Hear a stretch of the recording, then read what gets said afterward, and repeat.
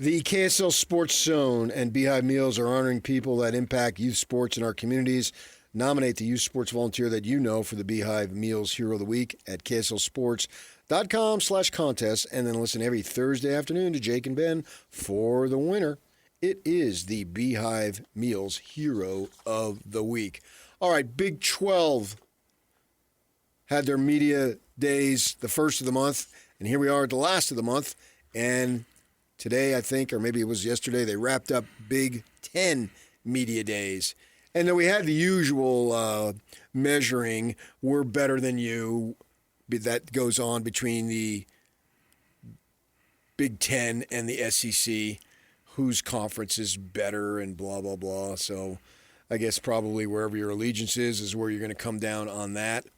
But our guy put on a suit. Did you look this up? Kyle Whittingham. He put on a suit. And he was faced with questions yesterday. He made a statement, and then they gave him questions he had out there. And one of them was about him understanding the rivalry between Ohio State and Michigan. Do you think, and Riley joining us, DJ will be back on Monday, do you think you have to be in a rivalry to understand it? Now, before you answer that, I will say that I had no idea about the level of intensity that the BYU-Utah rivalry has. And really no idea. I mean, I didn't live here. I didn't go to school here, all that stuff. I mean, when I was growing up in Arizona and then when I moved to California, you knew a little bit about BYU because their football program was on TV a lot.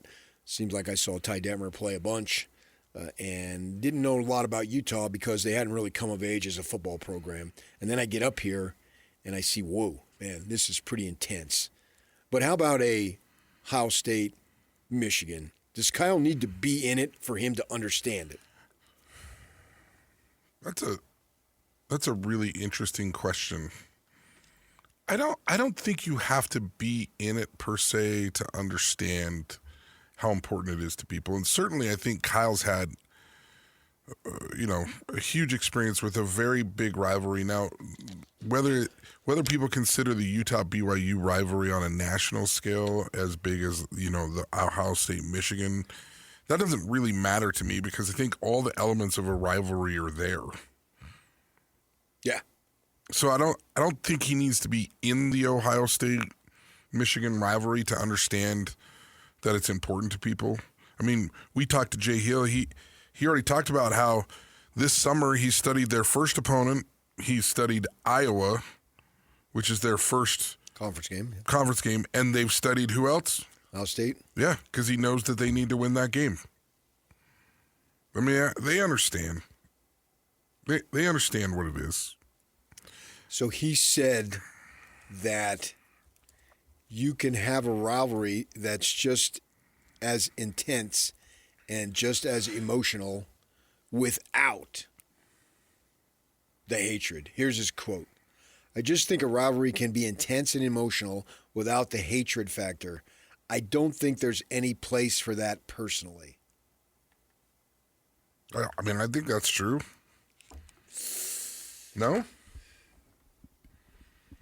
Is that softening it up too much? Like, are they going to hate that at Michigan and Ohio State? I wonder how that's going to be perceived in Michigan. Really, I do. And I wonder if people are thinking, he doesn't get the rivalry. We hate them. Right. We used to kid DJ, soccer boy, that when RSL, we'll have Pablo coming up at the bottom of the hour, when they played Kansas City. Now, I think when they won the MLS was in 2009, I think they beat Kansas City, right? No, they lost to Kansas City in 2013. They beat the LA Galaxy for the championship. Okay.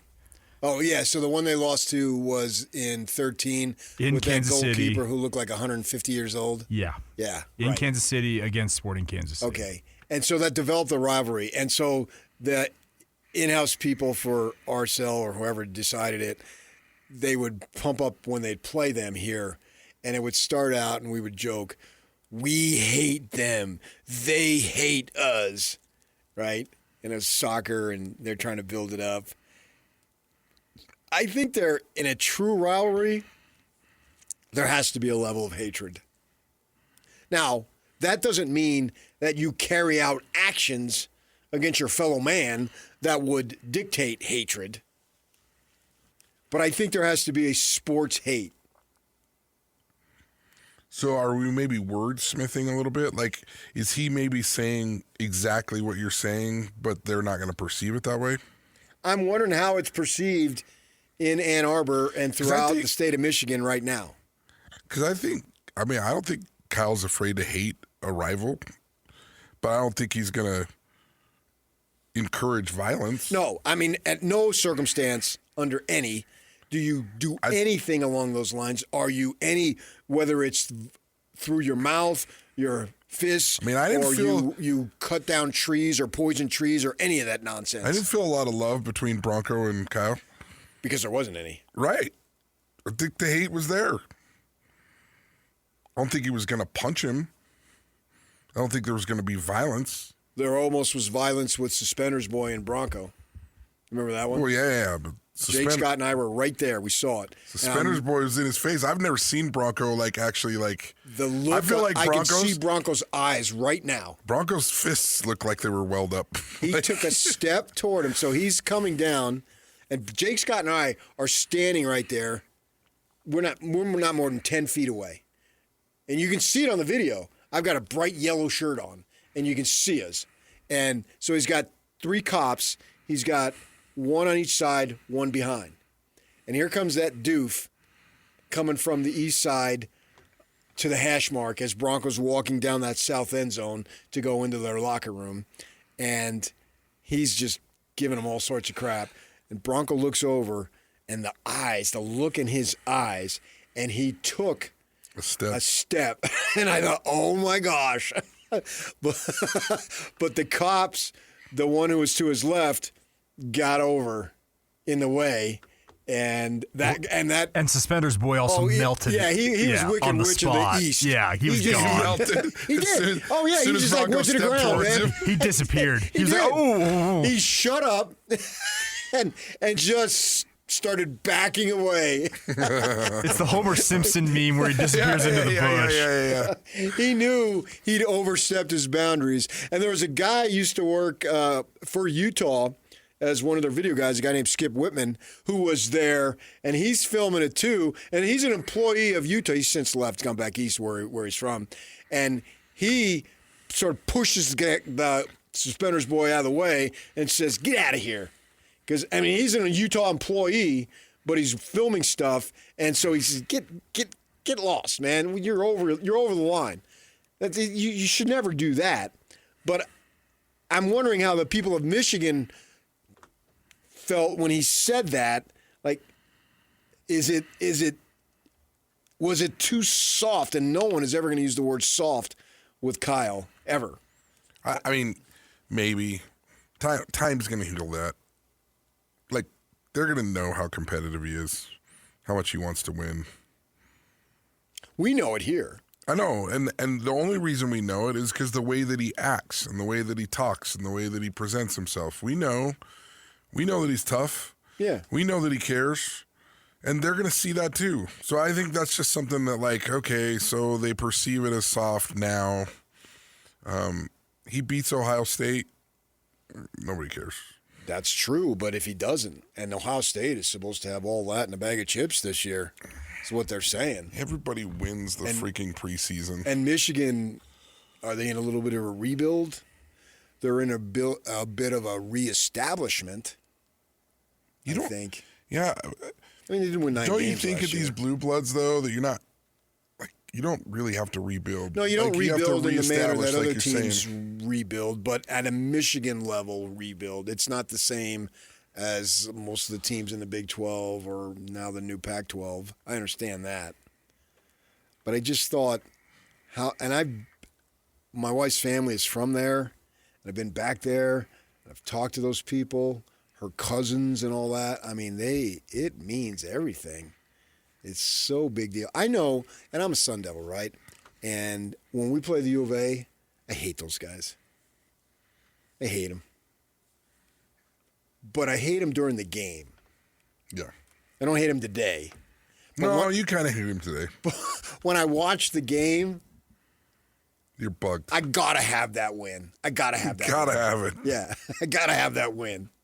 Yeah, that's what's great about that rivalry. They've had plenty of seasons when both teams go in there 3-8, and the winner is dancing. Like I can't remember. I felt like there was a run there for a minute in that rivalry where like one team would be 8-3, the other would be 3-8, and the 3-8 team won like 3 years in a row. Well, where like the team that was not supposed to win won it like 3 years in a row. The classic when the Devils first went to the Rose Bowl, which was the 86 season, so 87, January 1, they clinched like 2 weeks early. They were... So they had already won the Pac-10. Yeah, they were like, they were 8-0-1 back when you had ties, right? Mm-hmm. And they clinched. Yeah. But then they still had 2 games left. And they played the U of A. They lost 1 game that year. Guess who it was? Oh, man. Of course it was Arizona. Yeah. So Arizona gets to go, yeah, you might have got a... Yeah. Oh, man, that's the worst. Yeah. It's what happened to Utah. Now, they lost more than 1 game, but the year they went to the Rose Bowl... They lost to BYU. Yeah. It's no fun. The first year they went to the Rose Bowl, I should say. Right. Yeah. So I think there has to be a level of hatred in the rivalry. I don't want hatred manifest in any form of violence. It's not like he has to manufacture it. Well, and so you go up to Utah, and they had BYU stickers in the urinals, and they had the countdown in the weight room on the clock to when the BYU game was. I bet he has the same thing going on at Michigan. I think he better. And the word better get out to the fans. So you think it was a mistake the way you talked about it? For me, no. But I'm wondering how the people of Michigan perceived it. Because he's new kid on the block. He didn't grow up in the Michigan way, obviously. He was 2,000 miles away, all that stuff. Yeah, I wonder how they perceive it. Yeah. For me, I get what he's saying because I know the man. I've seen him compete on the golf course with me. I've seen it. So I know. I don't question his intensity. I don't question his emotion in the least. But they don't know him the way we know him. So I'm wondering when I heard that, I just thought, I wonder how they perceive that. But, I mean, I get what he's saying. Can he come on? He hasn't even coached a game. Oh, I hate them suckers. I mean, and his buddy's Urban over here, who's Joe Ohio State. So it's going to be interesting to see. Yeah. I mean, at that point, I think when I don't have any I have no doubt when they get there, because I think they go into Columbus this year, that he's going to be able to work them in terms of getting his kids all fired up and ready to go. And they already understand it to begin with, because there's new players, obviously, the kids he came from. Most of them have already gone through it. Yeah. And especially if they're local or regional. Mm-hmm. As you know, college football is just gigantic in that area. I mean, it's just, it becomes, for many folks, life or death. Yeah. And I hate Ohio. I hate Ohio State. I want him to kick the crap out of them. I think the Big 10 days are funny because they take lots of shots at the SEC. Right, they got to go back and forth. Signetti was going after him. I know, right? And I saw some SEC people saying he needs to get humbled so bad. Yeah. And he's like, yeah, bring it. They want to they go back and forth about who's better, who's the best conference, blah blah blah. And now the SEC saying, well, it's not just who wins the national title. That's not the only thing. When for years that was the thing. And you got Saban up there. Oh, there's other ways to measure it. Yeah, because you guys have lost. You haven't won. Reframing expectations. Yeah. It's all a big mental gymnastics game, and away you go. I'm not sure who's better. I don't know who's better. Why does my gut tell me SEC's better? Well, I think if you go by pros and then the amount of draft picks, but we'll see if that changes because... I don't know that I'm right. I'm just saying my gut tells me SEC's better. I had people in the business when the NIL was going to start happening, before it happened, they literally called their shots. Coaches, multiple coaches at both places said, this is going to be a knock to the SEC because now everybody can do it. And they're going to lose their stature as far and away the most dominant. And sure enough, that's what happened. That's what is in the process of happening. All right, Pablo coming up next. Stay with us, 97.5 the KSL Sports Zone. They've been doing it for a while. This is Jake Scott and Ben Anderson. I think the Jazz want to make the playoffs this year, and they really have no motivation for not making the playoffs this year because their draft pick goes to the Memphis Grizzlies in the Jaren Jackson Jr. trade. How motivated are the Jazz actually going to feel to maximize the win total of this roster using all the assets available to them to get there? My guess is it's actually not as high as fans would think because they don't have to do anything exactly right. The truth is they are dedicated to it. But that doesn't mean they have to do anything about it right now. Sure. But no, not one person in that building, if you went up to them and said, hey, is the Bosnian Beak your answer at center? Not one of them is going to say yes. Right. Or Jackson Hayes. Or any of that. No, they're not. Yeah. So, yes, they do need to address the problem, for sure. Do they need to address it right now? I don't think so. Absolutely not. No, why would they? Catch Jake and Ben afternoons from 2 to 6 on 97.5, the KSL Sports Zone. Make game day yours. Tickets, food and drinks, stats, and streaming. Everything you need is in the Utah Mammoth app. Download today and make game night easy. Download on both Android and iPhone. Tusk Top. Welcome back in, 97.5, the KSL Sports Zone. RSL tomorrow, St. Louis. DJ, I assume, will be back. He'll be doing the game. He'll be back on the show on Monday. Joining us now is the coach, the manager of RSL, and that's Pablo Mastroeni. Good morning, Pablo. Morning, PK. How you doing, bud? I'm doing great. You know, I have to laugh as I hear my neighbors and everybody else whine about how hot it is. Pablo, man, do they really know how hot it is? Oh, man. Phoenix is melting right now, PK. I'm talking to my family, and they're like, man, it's a blow dryer sitting outside. Yeah. And see, here, when you talk about being in the teens, that means it's really cold. There, when you talk about being in the teens, that means it's really hot.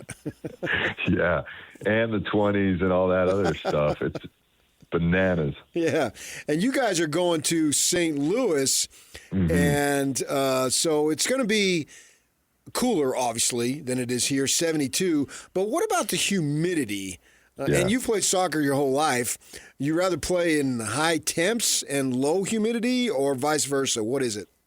No, I'd rather play in the dry heat and high temps versus humidity. And obviously it's because you're just losing a lot of electrolytes, a lot of water. And I was always a bit of a cramp-prone athlete, and that just exacerbated the effects of that. So where dry, it's just the sun's just beating you up, but it's not as bad. But the humidity is and that lends itself to, you know, the tactical application that we have to apply is we just can't be we got to be really efficient with our movement as a collective in order to make sure that we have energy to endure, you know, that type of climate. And whereas like the teams in Houston, teams in, you know, St. Louis, they've adapted, they understand these things and they've adjusted. I think when you go from dry to that type of, you know, humid conditions, it hits you in the face. And so those are some of the things that we've been working on tactically to deal with the weather that we're going to face. Right. And you hear like in other sports or maybe even in yours, if you're going to go in, the place is going to be loud.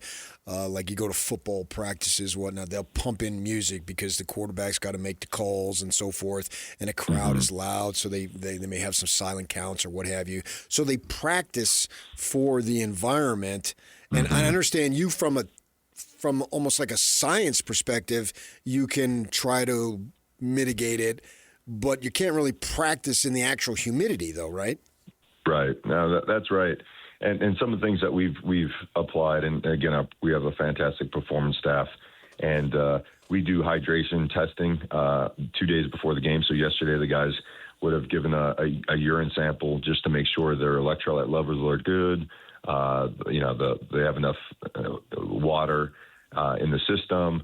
And if anything is off, we have 2 days to adjust for that. So going in from a science perspective to again, make sure that the body's in the best possible condition without really knowing what it's like once you get there. Will you actually have a practice there? No. We trained this morning here, and we fly out this afternoon. So we'll get in and eat dinner, go to bed, and play the game tomorrow evening.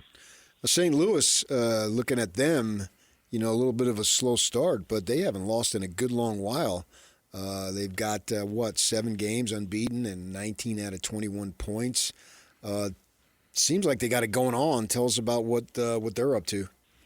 Yeah, no, they've done a really good job. They're a hardworking team. They're very dynamic and really in transition, right? So they're a high pressing team. And some things that we've been working on is how to bypass the press and really flip them. They take a lot of risks defensively, and it's paid off where they're scoring a lot of goals from those moments where they win the ball higher up the field. So tactically for us, it's really understanding what they're trying to do and trying to flip their script and be dangerous as well. And then also, like I alluded to, is they're a team that is also good in possession, and they like to break teams down. And so, as far as being more efficient with your energy, how can we be in a good block to minimize the energy spend, but also be aggressive, because we've been really good in transition this year. And so it's kind of a chess game tomorrow. And, I think, we've played some good games in the last couple of games, and unfortunately the results haven't gone our way. And there's been some different scenarios that affected those. But I feel like we're playing some good stuff, and it's a good opportunity to play against a team that's in great form to get a bounce back and really start the second part of the campaign in a great way. Yeah, you referenced those 2 losses, but it seems like you're coming out of it and listening to your post games and all that type of stuff, that you're taking the positive approach as far as maybe you're not that far away from doing what you need to be doing. Is that accurate? Yeah, I think so.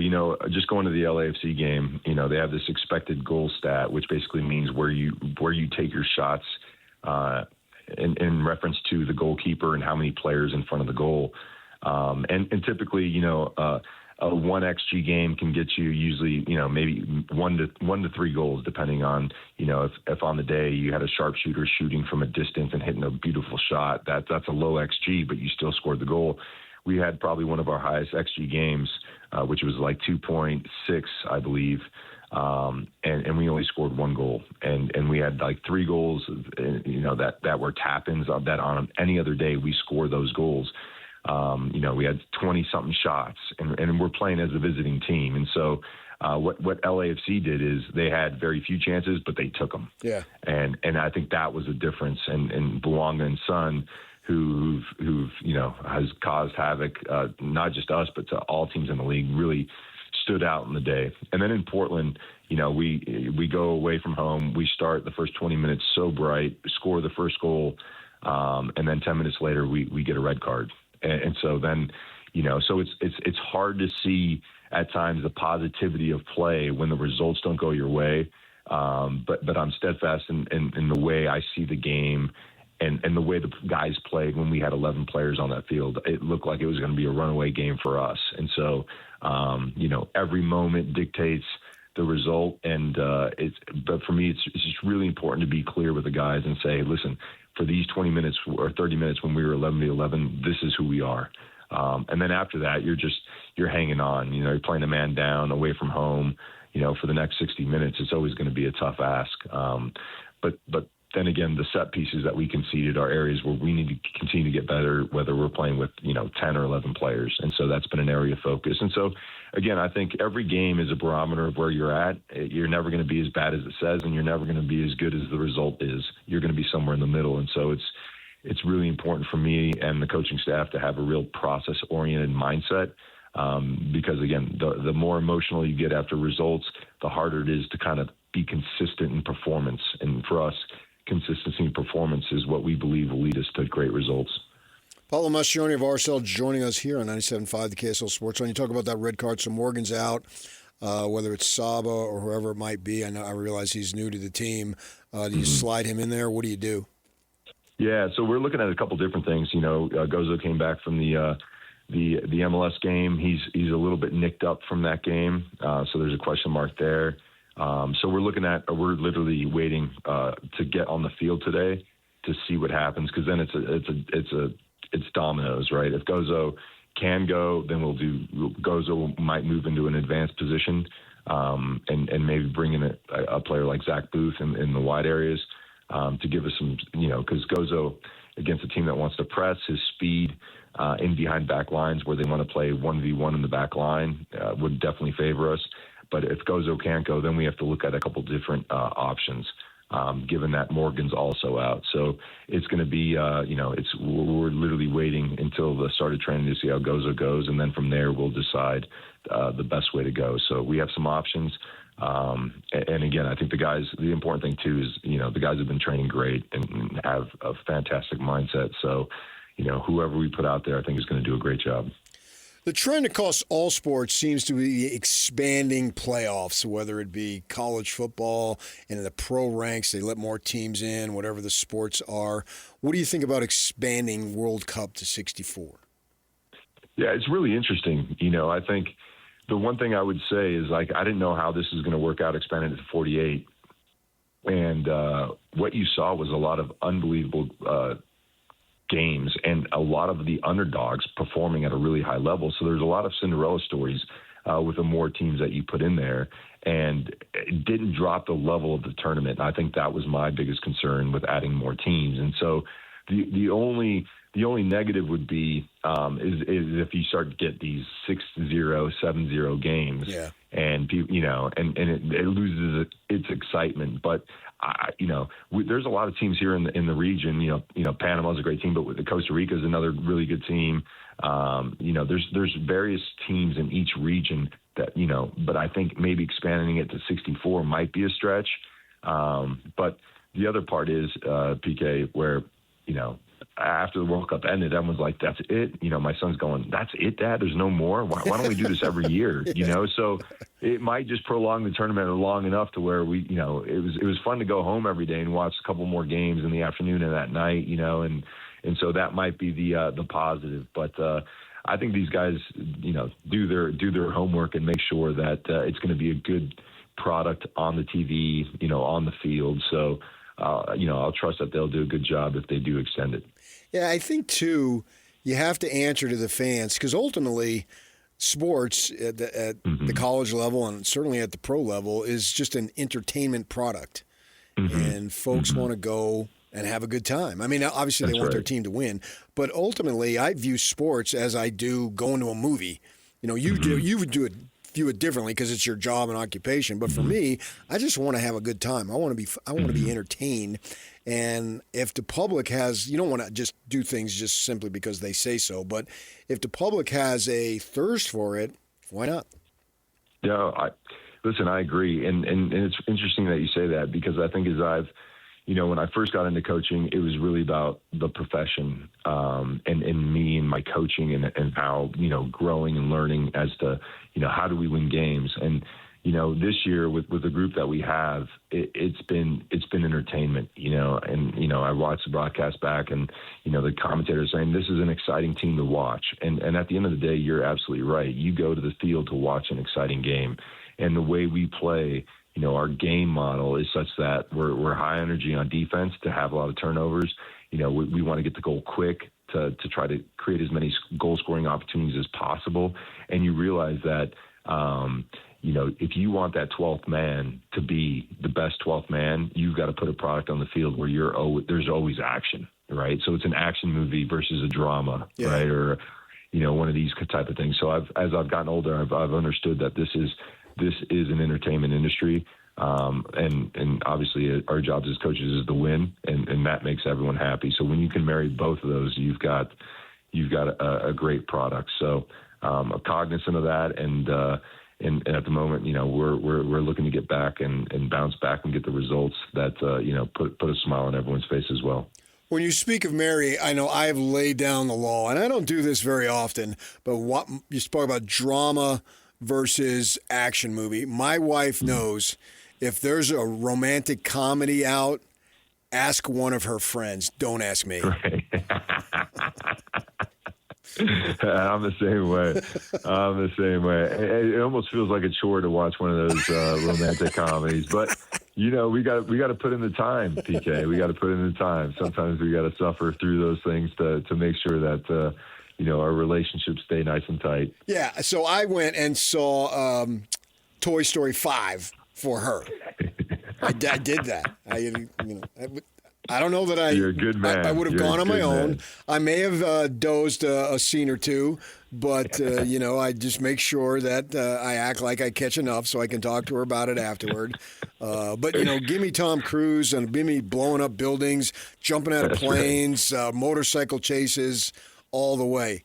I'm okay with that. But the rom-coms, I got to draw the line. Yeah, it's so funny. That's great stuff. All right, well, good luck tomorrow. We'll talk to you again down the road. Thanks, PK. Sounds All great, right. bud. Thank you. Okay, that's Pablo Mastroeni, RSL coach, head coach. He and I, Riley Jensen joining us. I don't know if I told you, Riley, but he and I went to the same high school in Arizona. You guys went to the same high school? Yes. Yeah, we did. I've never heard you say that before. That gets under your skin, doesn't it? I mean, it's just like the only thing you got. We went to the same high school. Yeah, we did. We grew up about a mile apart. Now I'm a little older, obviously, but we walked the same areas. We at Thunderbird, down the street a little bit. People, students, on Friday nights, whatever, hung out at the Jack in the Box. And when I talk to him about the Jack in the Box, he knows exactly what I'm talking about. God, that's amazing. That's just compelling radio. Where did they hang out at Cottonwood? Training table. Wasn't the seminary building? No. Training table? No, training table after games. The old training table right there across from the old Cottonwood Mall. It's all gone now. Everything's gone. Oh, the Cottonwood Mall. I know. It's been. I know, but training table's gone. Everything's gone. Yeah. Well, my high school memories, they're trying to erase everything. And on Thunderbird Road, which is why the school's named there, at about 20th Avenue or so, the Jack in the Box is still there. Yeah, see, I mean, they got the high school, they got the Jack in the Box where everybody hung out. Yeah, and they probably still hang out there. Some traditions remain. Right. They're I etched in your mean, heart Thunderbird. forever. If you went to Thunderbird High School, you were somebody. Got to go to break. 97.5, the KSL Sports Zone. 3, 2, 1. This is Scotty G and Coach Tim LeCombe. SEC Commissioner Greg Sankey, as he kicked off and the SEC kicked off their football media day, said that he is not happy whatsoever with what's going on in terms of the Protect College Sports Act. He has had conversations. The conversations about them tearing away from the rest of college athletics is real. College football, it's ironic that they're against the Save College Football Act. They don't want to be governed. I mean, that's what I keep hearing. The SEC, the Big Ten, they're the ones that keep dragging their feet. Everybody else wants to get this done, but because they feel like they are better than everybody else, they should get a better deal. I really can't stand this guy. There are certain people out there that are just hell-bent on wrecking things that don't need to be wrecked. Catch Scotty G and Coach weekdays from 10 to 2. Presented by Mountain Land Supply on 97.5, the KSL Sports Zone. Order for Jennifer C. Is this my double shot, double cream, double froth, double pump, double whip, double sleeve? Yeah. Can you handle that much caffeine? Did you know Discover automatically doubles all the cash back you've earned at the end of your first year? Oh, really? That's great. Seriously, did you know Discover automatically doubles all the cash back you've earned at the end of your first year? Yeah, you just said that. Did you say I just said that? Yeah, I'm cutting you off. I can't have any more? Why not? You earn, we match. Discover Cashback Match. See terms at discover.com/creditcard. Riley Jensen joining us. DJ will be back on Monday. Who? Riley Jensen. DJ? What's your favorite rom-com? Oh. Because I know you're a big rom-com guy. I am actually. Like, I know you are. No, you're soft. You sound like my wife. My wife wants to watch Die Hard at Christmas, and I'm like, what do we watch? Borderline Christmas movie. What are we doing here? I want to watch some old Miracle on 34th Street. Just like, dude, A Wonderful Life. You're so soft. Rom-com. I'm the only one in our family that will actually even entertain a rom-com.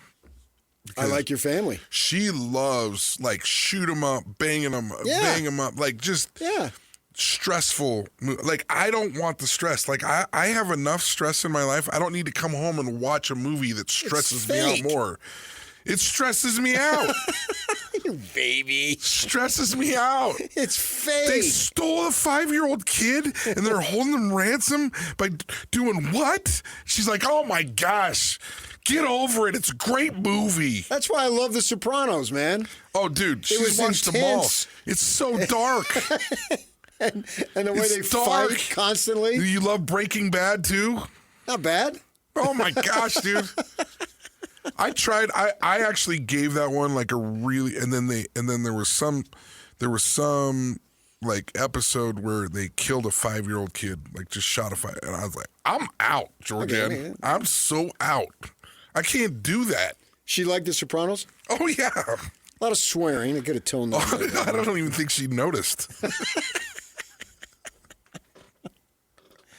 Rom-com. What's a good rom-com that I like? My wife watches probably 20 times. She's seen Why You Were Sleeping with Sandra Bullock. Sandra's a good rom-com. I don't know. I seem to have liked. I don't know. I can't even name them. But I'm the guy. I am that. I will admit that I'm soft in the sense that, like, if I see one, I'm willing to turn it on and like start watching. Oh, yeah. What are you thinking? You know what though? You know what has ruined me though in some ways. Like where I don't watch that as much is my attention span is way smaller now than it used to be. Like I can't like sitting through a movie feels like a long time to me now. Well, I judge a movie by the time. She knows she wants to go to movies. It can't be over 2 hours. Cannot. Yeah. Cannot. I mean, and just the way I am in life, I got to go to the bathroom 3 times. I blame smartphones for that. I mean, I think everybody's attention span has gone down over the years. But like, man, in my family, if I say, hey, why don't we all watch a movie tonight, like on a Sunday night? And we did that as a family like hundreds of times when I was growing up. Oh, No, don't force us to watch a movie. No. Like, what the heck? So they didn't like it. What happened? Now, for some reason, if we go to the movie theater, there's not as much resistance. So that makes me happy that there's at least, a part there where they still like to go out. It's an and, activity. I tell my kids all the time, I'm like, if I hung out with you and I was a kid and you were a kid, I would have thought you were the rich kid. And they're like, what are you talking about? We're not rich. I'm like, you're a rich kid. And they're like, we are? You know what I mean? I guess if we went to the movie theater when I was a kid, I was like, this is the coolest thing that's happened to me maybe this year. Really? Yeah. McDonald's was like a once in a 6-month thing. Okay. And it was like the nice dinner that we got to go out to. My kids have McDonald's like 3 times a week. That's healthy. Not healthy. But we're on the run. We're on the run, baby. We go from sporting event to sporting event to sporting event. There is no time for dinner. It is, do you want a cheeseburger from Wendy's or do you want a cheeseburger from McDonald's? Because we're on the run. That's it. Okay, I had one last night at Shake Shack. Oh, snotty. Did you go smoke Shack? You like What did we go with 17? Yeah. Oh, your burger cost $17. It wasn't my choice. Shake Shack is delicious, but yeah, you do pay for it. I went to the one on Foothill. I have 3 kids. I can't go $17 for each burger, and then you add on the shake and you add on the fries a la carte, and all of a sudden I'm at a $90 thing. I'm obviously behind the glass, but I was just shouting amen at you when you were talking about hey, we're going to McDonald's or Wendy's tonight. Dude. Trust me, the Hatch household right now, dude, that's what we exist on. My wife is like, I ain't cooking tonight. Don't even freaking look at me like we're cooking. All right. Pants, Riley, pants. I got none. But he has opinions on the local college football teams. That's all that matters. We will get to the Riley Jensen's predictions coming up next. 97.5 KSL Sports Zone.